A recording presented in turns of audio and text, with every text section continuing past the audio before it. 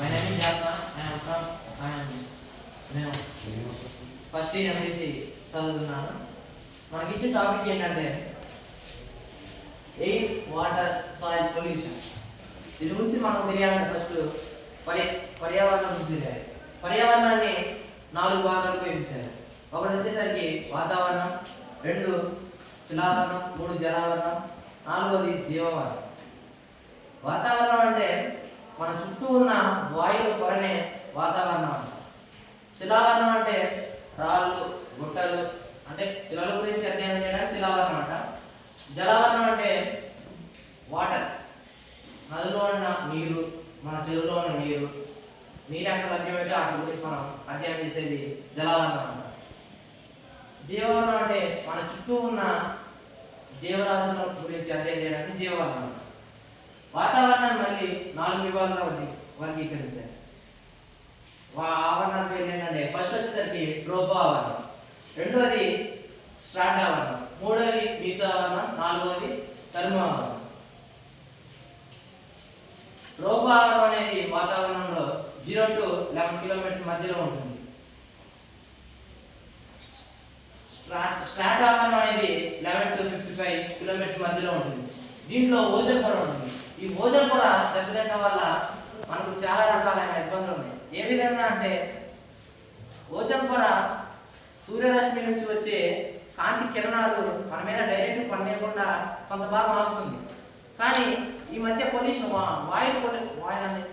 Air pollution కావడం వల్ల ఈ ఓజోన్ పొర అనేది చిల్లులు పడుతుంది, అంటే రంధ్రాలు పడుతుంది. దానివల్ల సూర్యరశ్మి నుంచి వచ్చే కాంతి కిరణాలు యూవీ రేస్ డైరెక్ట్గా మన మీద పడటం వల్ల, మన మీద కానీ చెట్ల మీద కానీ నేల మీద కానీ పడటం వల్ల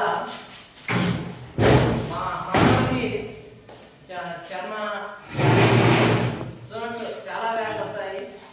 అదేవిధంగా చెట్ల మీద పడటం వల్ల చెట్లు కూడా నాశనం అయిపోతాయి. కింద చేసాం అయితే జరుపుకోలేము. దానివల్ల మన ఫుడ్ అనేది ఉండదు.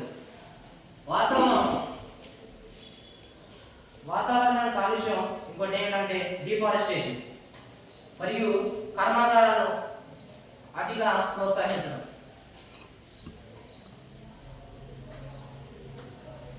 అంతేకాకుండా గ్రీన్ హౌస్ ఎఫెక్ట్. ఈ గ్రీన్ హౌస్ ఎఫెక్ట్ అనేది ఎలా అవుతుందంటే CO2 థ్రెషోల్డ్ లిమిట్ వాల్యూ అనేది ఒక వాయువు అనేది థ్రెషోల్డ్ లిమిట్ వాల్యూ అనేది ఉంటుంది. దానికన్నా ఎక్కువ దాటితే, ఉదాహరణకు కార్బన్ డైఆక్సైడ్ తీసుకుంటే 0.03 అనేది ఉంటుంది. దానికి 0.03 కంటే ఎక్కువ అయితే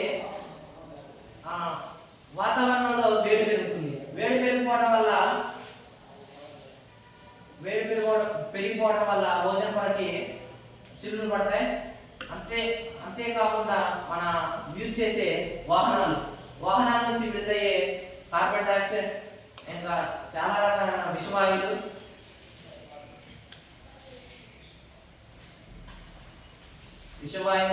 మరియు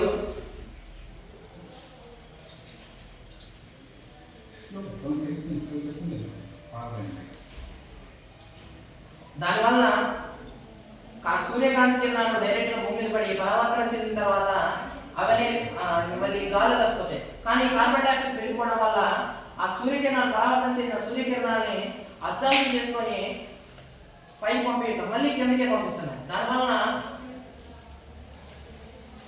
దానివల్ల భూమి హీట్ అయిపోతుంది. అలా ఒక విధమైన కాలుష్యానికి గురవుతున్నాం. మరొకటి ఏమిటంటే సాయిల్, నేల కాలుష్యం.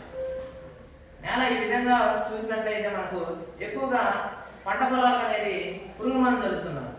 పురుగు మందు చల్లిన తర్వాత